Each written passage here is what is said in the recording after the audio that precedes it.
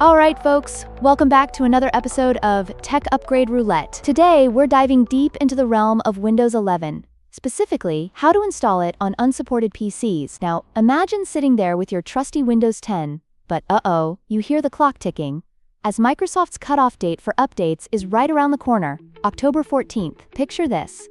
You're living your digital life when, boom, no more security updates, nothing. Suddenly, it's like driving a car that hasn't gotten an oil change in 2 years. Yikes!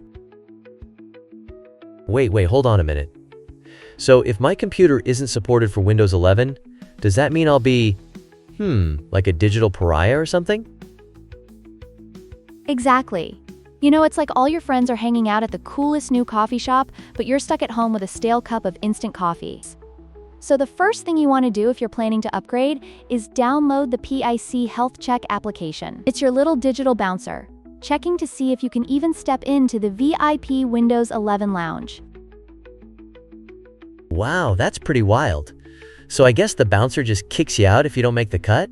What happens next? Yup. If you get the green light, you then head over to Microsoft's website and download the Windows 11 ISO image. For the best results, you want to choose the multi-edition ISO for x64 devices. Think of this as selecting a robust recipe from a cookbook that caters to everyone at your dinner party. Oh, right, I get that. So if I was throwing a party, that would be like making sure I had vegan options and gluten-free choices just to keep everyone happy? Exactly. And once you've got that ISO, it's time to mount it. It's like putting the actual cookbook on your kitchen counter. You locate the ISO file, mount it to create a virtual drive, and then you're ready, right? So as I mount it, should I be preparing my kitchen? Like, cleaning all the clutter, setting the stage for the installation? You got it. And then, after you mount it, you'll navigate to the mounted drive, open the sources folder, and find that all-important setup file. Now here's where it gets a little techie. Using the command prompt, you'll run the setup prep application while bypassing those normal requirements. It's like sneaking past the velvet rope at that fancy club.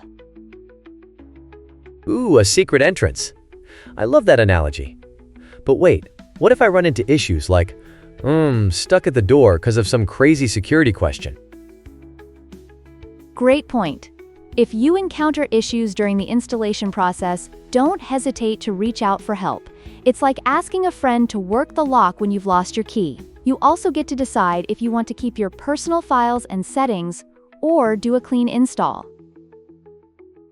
So that's like, deciding whether to keep all the old junk in my attic or just throw everything out and start fresh, right? Absolutely. Sometimes it's best to clear the clutter to enjoy your shiny new space. Just remember, upgrading may feel daunting, but it's so worth it to ensure you're not left behind in the digital age. So, are you ready to take the plunge now? Oh, I'm ready. I want that shiny new version. PC. That's the spirit.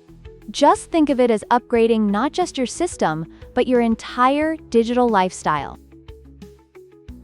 Yes, I can already picture it, like stepping into a brand new house.